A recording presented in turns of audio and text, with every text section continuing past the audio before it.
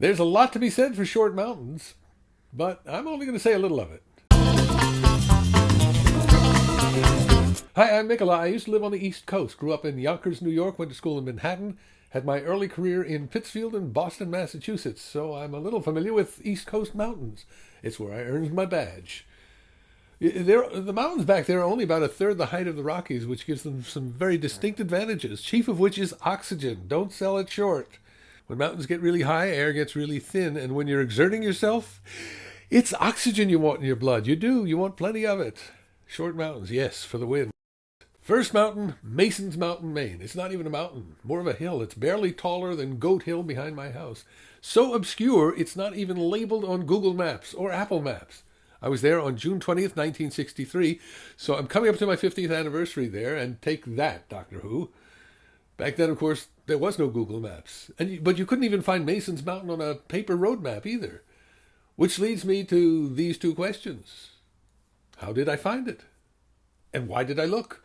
On that day was a total eclipse of the sun, but the only places in the United States where it would be visible were up in Alaska and a narrow strip across Maine.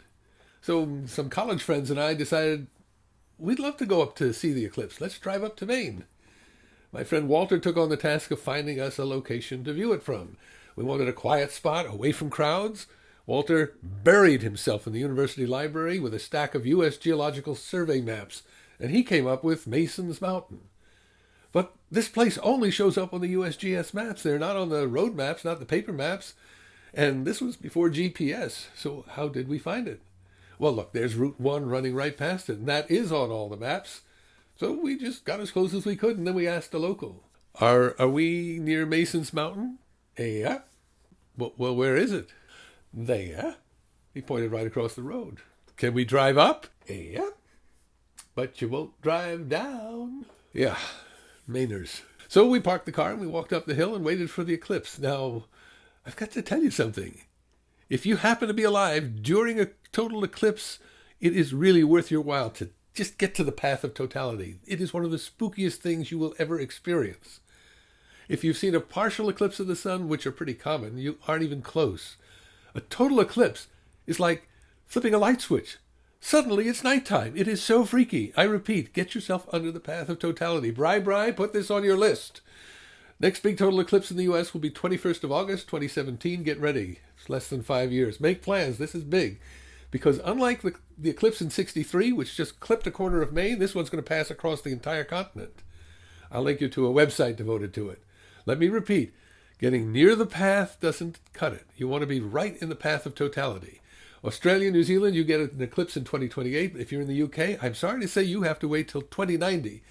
And sadly, the odds are most of you won't make it that far. So come to the US 2017. Second mountain, Mount Baldface, New Hampshire. Now, I learned about this mountain when I was a camp counselor because we used to take the kids hiking there. And I've been back twice with friends. It's not very high, but the views are spectacular. It's called Baldface because in 1903 there was a fire, all the trees gone from the top. Bald on top, no smirking. The sights along the way include a wonderful shaded emerald green pool. Two memories from Mount Baldface, staring straight into the wind with my eyes open. You can't do this in the city. Something will blow into your eye. But clean, clear air blowing on your eyeballs, that is shockingly pleasant. Second memory, blueberries. If you're there at the right time in August, the most delicious wild blueberries you'll ever taste. They are much smaller than the blueberries you find in the markets, much sweeter. Until next time, I'm Mikola.